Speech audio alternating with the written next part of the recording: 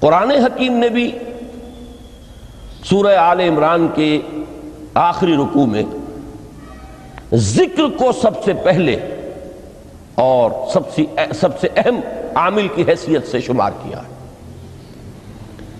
چنانچہ اس کی پہلی آیت جو ہے سورہ آل عمران کے آخری رکوع کی، اس میں تو وہی مضمون جو میں بیان کر چکا وہ آیا ہے، ان فی خلق السماوات والارض واختلاف اللیل والنہار لآیات لأولی الالباب،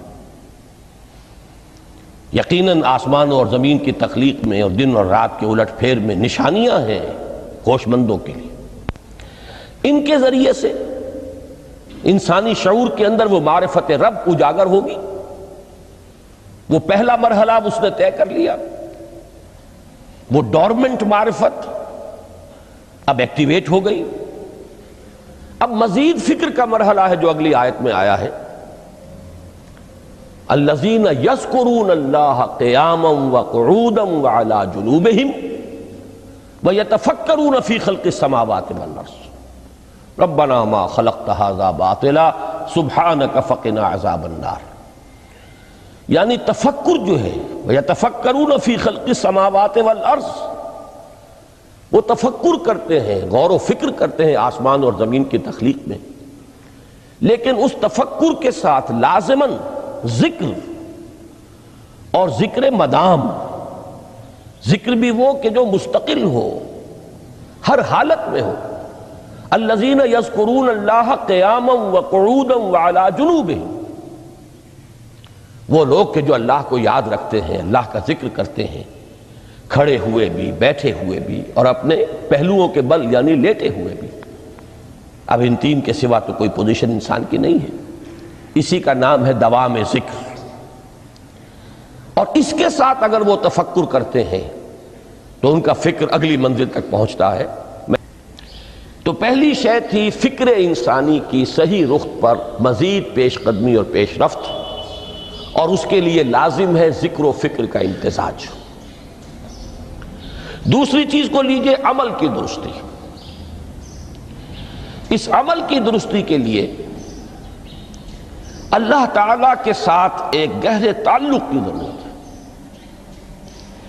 اس لیے کہ صبر کی بحث میں یہ مضامین شاید آپ کے سامنے آ گئے ہوں کہ صبر، جہاں مصیبت پر صبر ہوتا ہے،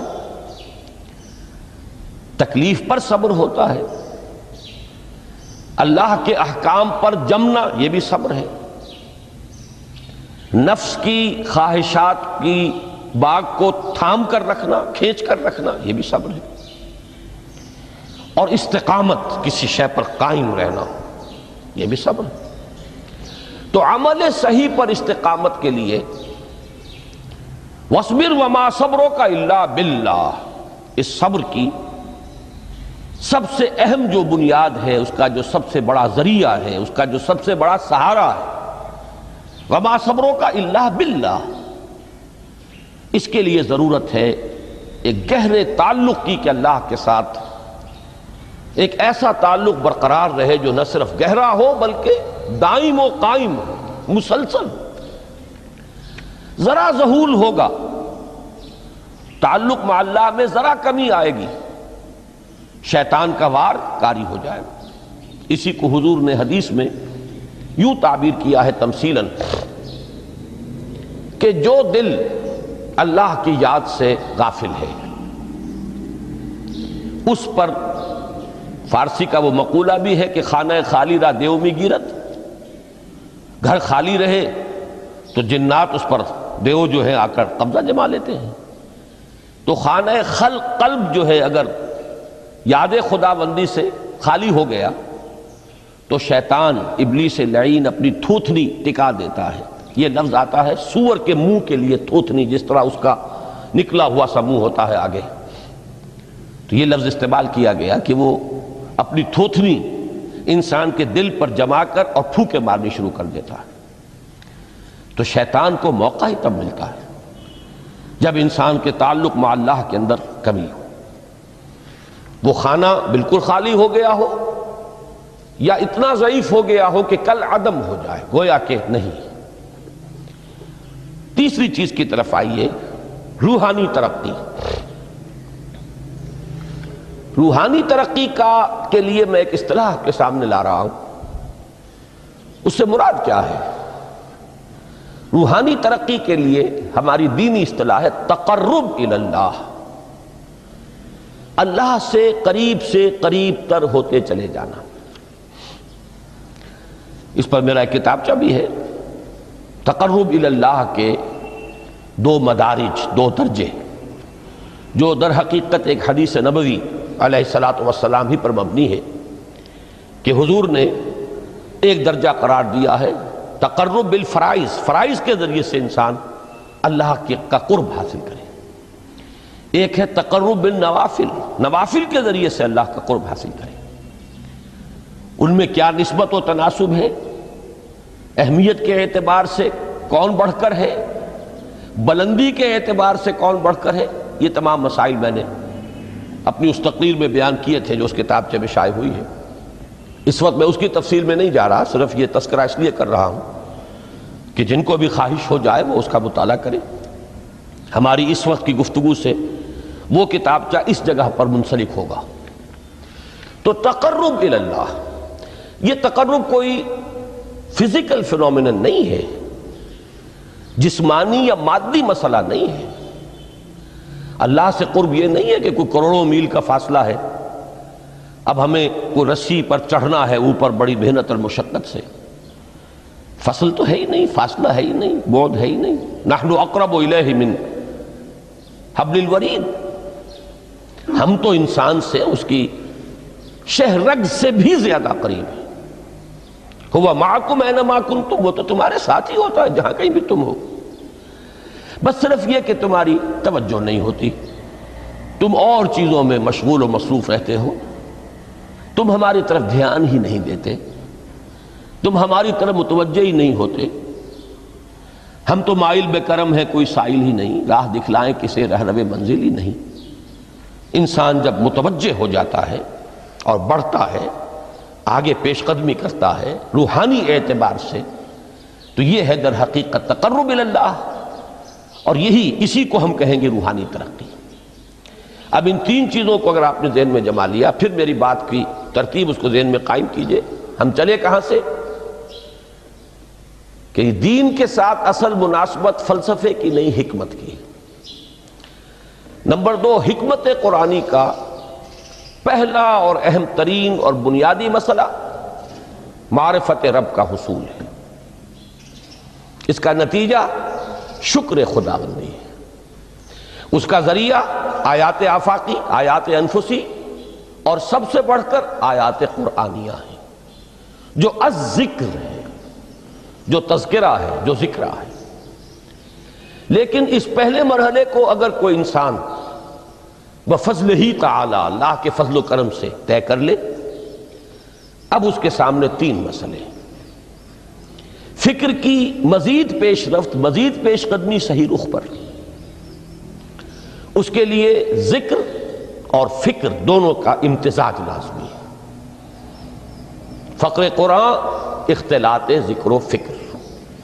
الذین یذکرون اللہ قیاما وقعودا وعلی جنوبہم ویتفکرون فی خلق السماوات والارض۔ دوسری شے عمل کا درست رہنا، نہ افراط و تفریط ہو، عدم توازن ہو، نہ انسان نفس سے مغلوب ہو جائے، نہ انسان جذبات کی رو میں اندھا ہو جائے، نہ انسان ماحول سے مرعوب ہو کر متاثر ہو جائے، صحیح رخ پر اس کا عمل۔ نمبر 3، روحانی ترقی، جو اصل حاصل ہے، جو اصل مقصود ہے۔ نمبر 2 چیز کے لیے تعلق مع اللہ ضروری، نمبر 3 کے لیے تقرب الی اللہ ضروری۔ اب غور کیجئے، ان تینوں چیزوں کا بڑا گہرا تعلق ہے نماز کے ساتھ۔ ان تینوں کے لیے ستون کی حیثیت نماز کو ہے۔ لہذا ایمان کے بعد یا معرفت رب کے بعد حکمت دین کا اہم ترین مسئلہ نماز، صلاۃ۔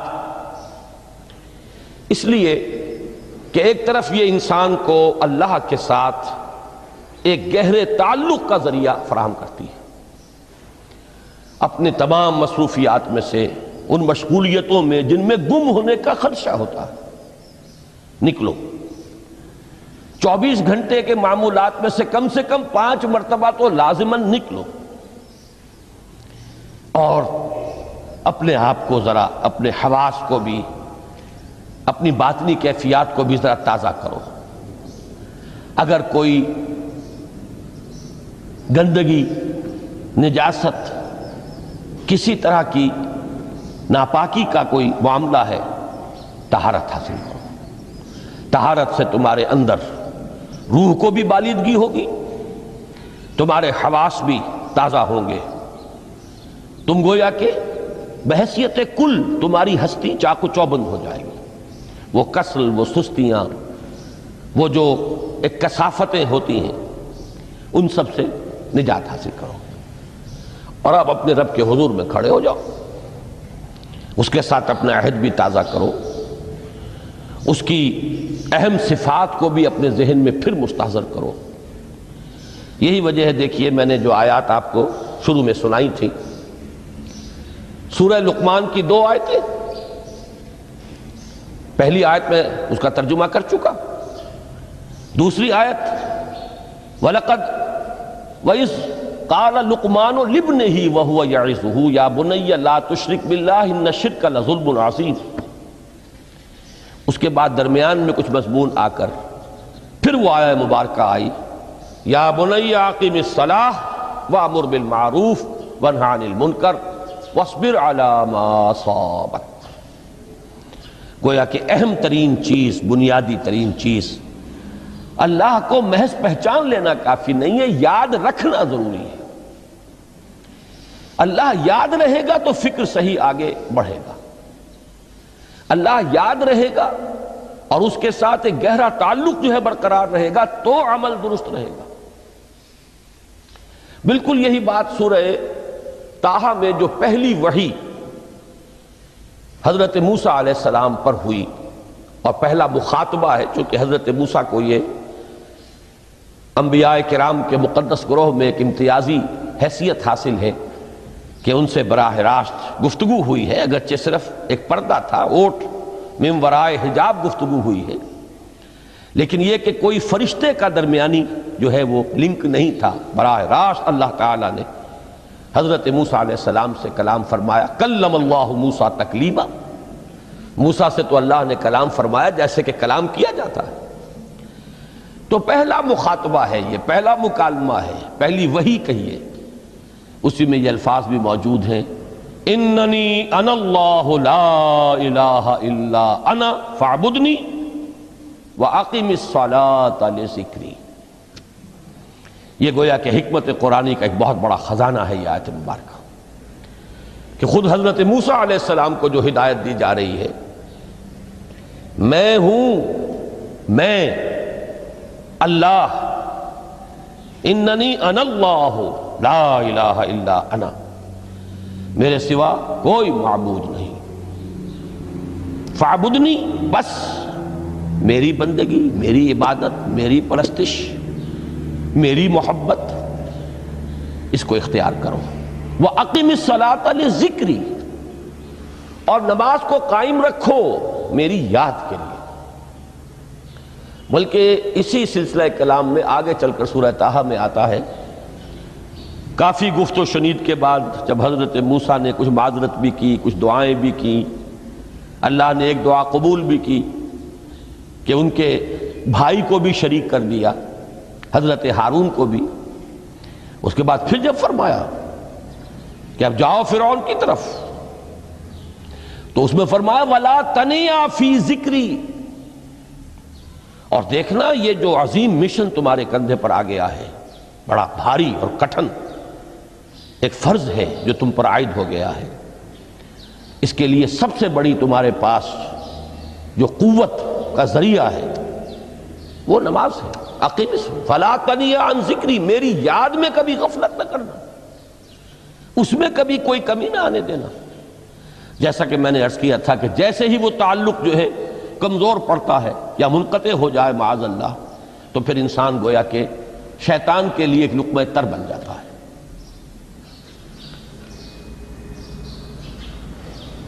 اب آپ غور کیجئے، تیسری شے تقرب الی اللہ،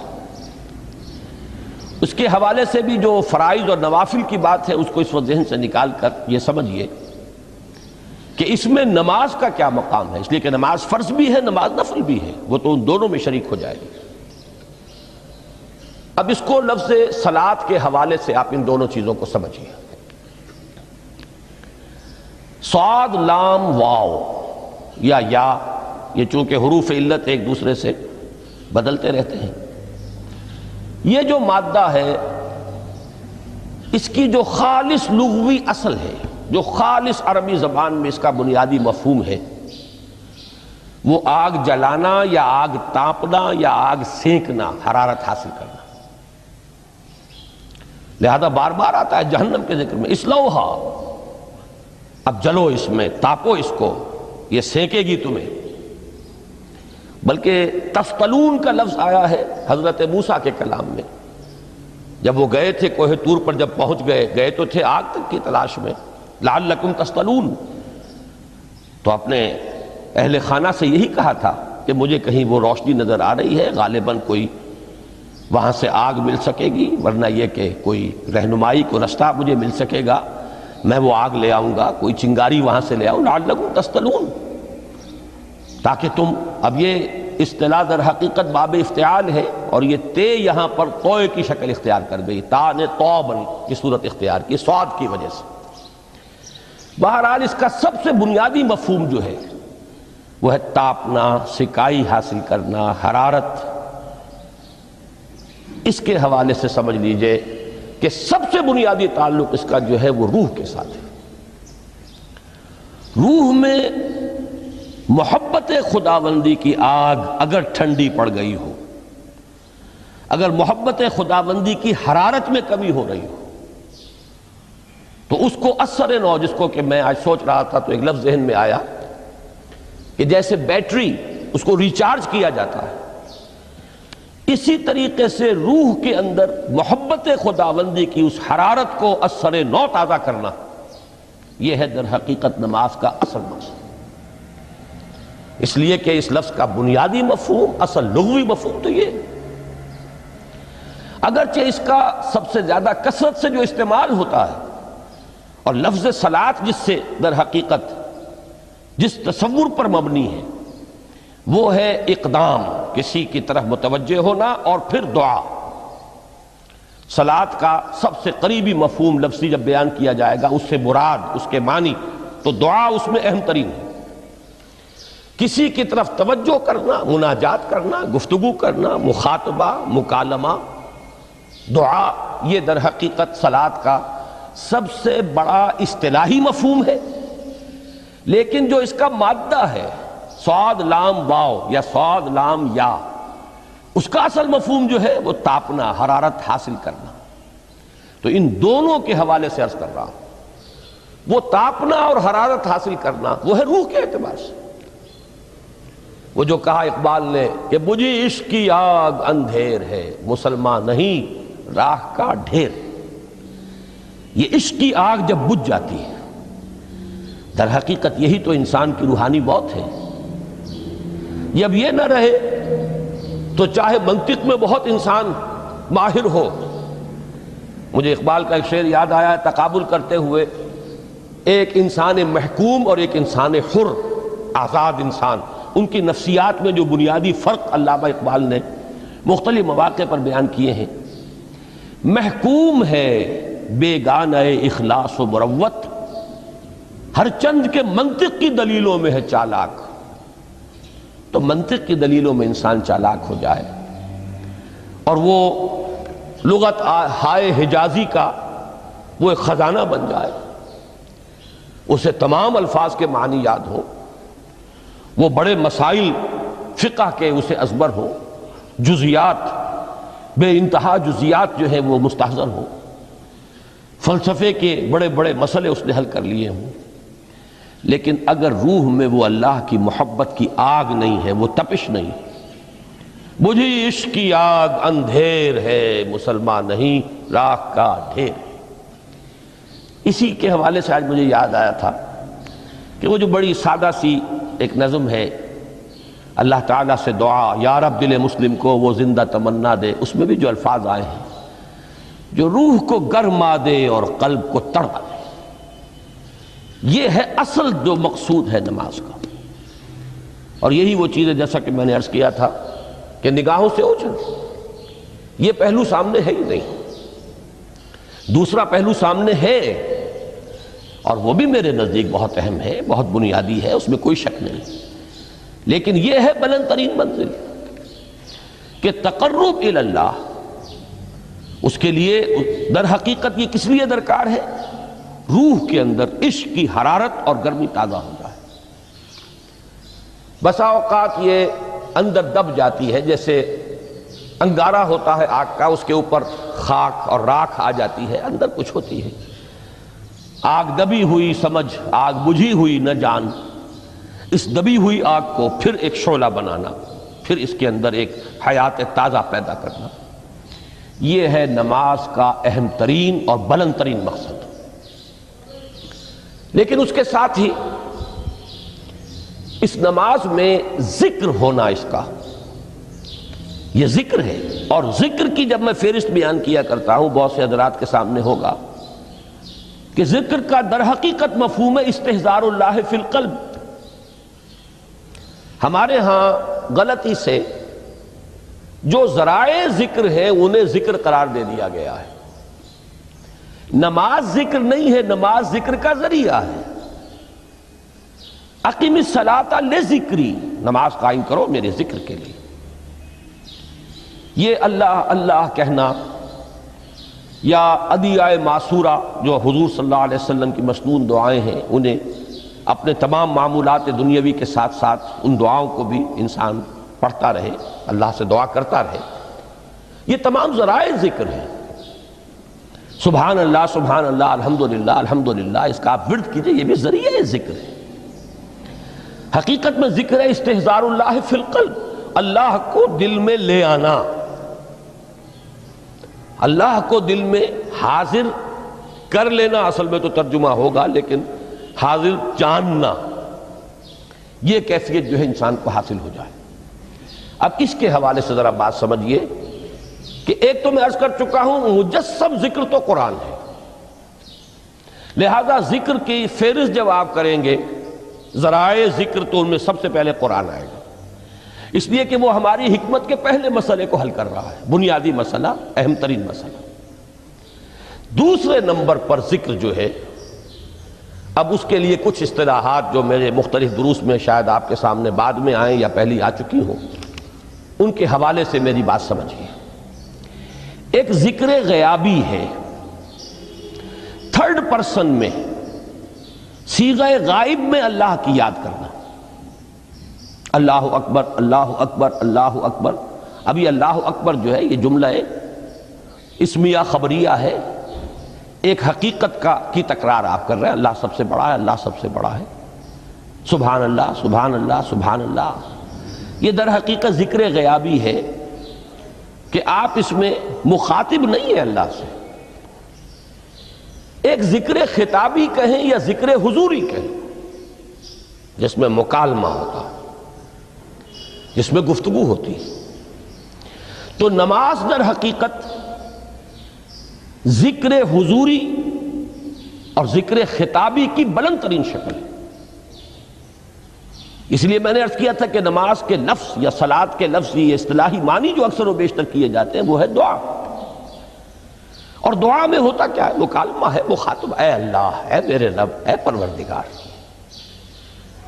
پھر یہ کہ اس میں اقدام اور کسی کی طرف متوجہ ہونا، یہی وجہ ہے کہ افتتاح صلاۃ، نماز کو شروع کرنے کے لیے ایک تو وہ الفاظ جو قرآن مجید میں آئے ہیں، انی وجہت وجہی للذی فطر السماوات والارض حنیفا وما انا من المشرکین، یہ ہے توجہ کا ارتکاز، بشرطے کہ یہ صرف الفاظ ہی نہ نکل رہے ہوں، واقعتاً یہ تعبیر ہو اس وقت کی انسان کی نفسیاتی کیفیت کی، کہ شعوری طور پر وہ فیصلہ کرتا ہے کہ اب میں منقطع ہو رہا ہوں، ہر چہار طرف سے اپنی توجہ کو ہٹا کر، ہر مسئلے سے اپنے آپ کو خالی و ذہن کر کے یعنی ظاہری اور باطنی دونوں اعتبار سے میں اپنی توجہ کا ارتکاز کر رہا ہوں اس ذات کی طرف جس نے آسمانوں اور زمین کو پیدا کیا، اور بالکل یکسو ہو کر رہا ہوں۔ انی وجہت وجہی للذی فطر السماوات والارض حنیفا وما انا من المشرکین۔ اور دوسری وہ جو دعا جس سے ہم افتتاح کرتے ہیں اپنی نماز کا، دیکھیں اس میں خطاب کا کس قدر اہتمام، وہاں سبحان اللہ نہیں ہے، سبحانک اللہم، پاک ہے تو اے رب ہمارے، وبحمدک وتبارک اسمک وتعالی جدک۔ اب آپ غور کر رہے ہیں، یہ ہے تخاطب، براہ راست مخاطب ہونا ہو رہی ہے۔ تو سب سے پہلی بات تو یہ ہوئی کہ ذکر کی ایک شکل ہے ذکر غیابی، دوسری ذکر حضوری، اور ذکر حضوری یا ذکر خطابی کی بلند ترین منزل، بلند ترین اس کا ذریعہ نماز۔ اس کو ایک پہلو سے اور سمجھ لیجئے، سورہ فاتحہ جب پھر ہم پڑھتے ہیں جسے الصلاۃ کہا گیا ہے، جو لب لباب ہے، خلاصہ ہے، اس میں پھر تدریجاً غیاب سے حضور کی طرف پیش قدمی ہوتی ہے۔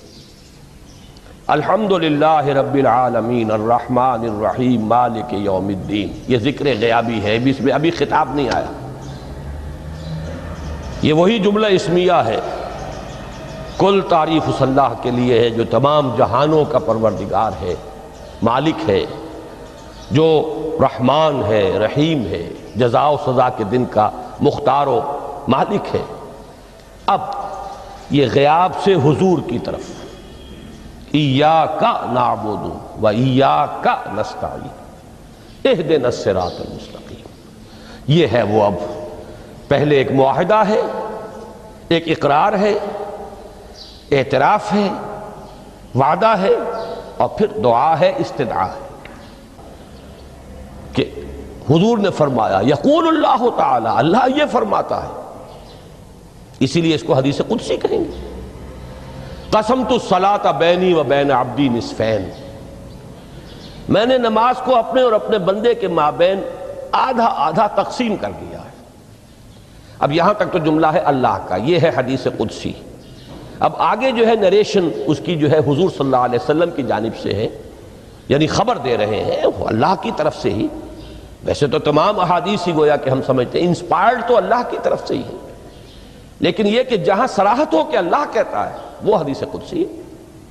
تو یقول اللہ تعالی قسمت الصلاۃ بینی و بین عبدی نصفین، یہاں تک تو حدیث قدسی ہے۔ اب دوسری عام حدیث ہے، اذا قال العبد الحمد للہ رب العالمین یقول اللہ تعالی حمدنی عبدی، جب بندہ کہتا ہے الحمدللہ رب العالمین، پروردگار کہتا ہے میرے بندے نے میری حمد کی۔ جب بندہ کہتا ہے الرحمن الرحیم، پروردگار فرماتا ہے اثنا علی عبدی، میرے بندے نے میری ثنا کی، بڑی تعریف کی۔ جب بندہ کہتا ہے مالک یوم الدین، اللہ فرماتا ہے مجدنی عبدی، میرے بندے نے میری بڑی بزرگی بیان کی ہے، تمجید کی ہے۔ پھر جب بندہ کہتا ہے ایاک نعبد و ایاک نستعین، اللہ فرماتا ہے ھذا ما بینی و بین عبدی ولعبدی ما سأل، یہ ہے میرے اور میرے بندے کے درمیان۔ یہ تو معاہدہ ہے نا، معاہدے میں تو دو فریق جکڑے جاتے ہیں، بند جاتے ہیں، یہ میرے اور میرے بندے کے درمیان ہے، اور میرے بندے نے جو طلب کیا میں نے دیا، اس لیے کہ اس میں طلب بھی تو ہے، ایاک نستعین، تیری مدد چاہتے ہیں، یہ طلب ہے۔ اسی کی شرح ہے جو اب آخری 3 آیتیں ہیں، پروردگار ہم تیری مدد چاہتے ہیں، پروردگار ہم تیری ہی بندگی کرتے ہیں اور کریں گے، اور تیری ہی مدد چاہتے ہیں، چاہیں گے۔ اگر حال میں اس کا ترجمہ کریں گے زمانہ حال کے اعتبار سے، اس لیے کہ فعل مضارع میں تو دونوں موجود ہیں، شامل ہیں، تو یہ ایک اعتراف ہے، اظہار حال ہے۔ اللہ کرے کہ وہ واقعتاً صحیح اظہار حال ہو، ہم واقعی اللہ کی بندگی کرتے ہوئے یہ کہیں کہ ایاک نعبد، ورنہ اگر ہماری اصل صورتحال سے وہ مطابقت نہ رکھتا ہو تو پھر تو ایک طرح کا جھوٹ ہو جائے گا، غلط بیانی ہو جائے گی۔ ایاک نعبد، تیری ہی بندگی کرتے ہیں، اور مستقبل میں کیجئے، کریں گے، یہ ہے عہد، تیری ہی مدد چاہتے ہیں، تجھی سے مدد طلب کرتے ہیں، تجھی سے مدد چاہتے رہیں گے۔ اس کے لیے فرمایا وَلِعَبْدِ مَا سَأَلَ، اور پھر اس کے بعد وہ استدعا ہے اهدنا الصراط المستقیم صراط الذین انعمت علیہم غیر المغضوب علیہم ولا الضالین۔ اس حدیث میں اس کو ایک ہی جملے کو لیا گیا ہے، ایک ہی جملے کی حیثیت سے۔ جب بندہ یہ کہتا ہے تو اللہ فرماتا ہے ھذا لعبدی ولعبدی ما سأل، یہ خالص میرے بندے کے لیے ہے، اس بندے نے ایک درخواست پیش کی ہے اور میں نے گرانٹ کی، وہ اپلیکیشن، وہ ریکویسٹ گرانٹڈ ہم نے دے دی، ولعبدی ما سأل۔ یہ ہے اس کی تاثیر کا عالم، بشرطے کے معاملہ وہ شعور کے ساتھ، بشرطے کے مطابقت ہو ظاہر اور باطن کی، بشرطے کے مطابقت ہو قول اور فعل کی، تو اس کا اتنا اونچا مقام ہے کہ ایک ایک جملہ ادھر ادا ہوا، ادھر اللہ کی طرف سے ریسپانس مل رہی ہے۔ افلاک سے آتا ہے نالوں کا جواب آخر، اٹھتے ہیں حجاب آخر، کرتے ہیں خطاب آخر۔ حال دل کس کو سنا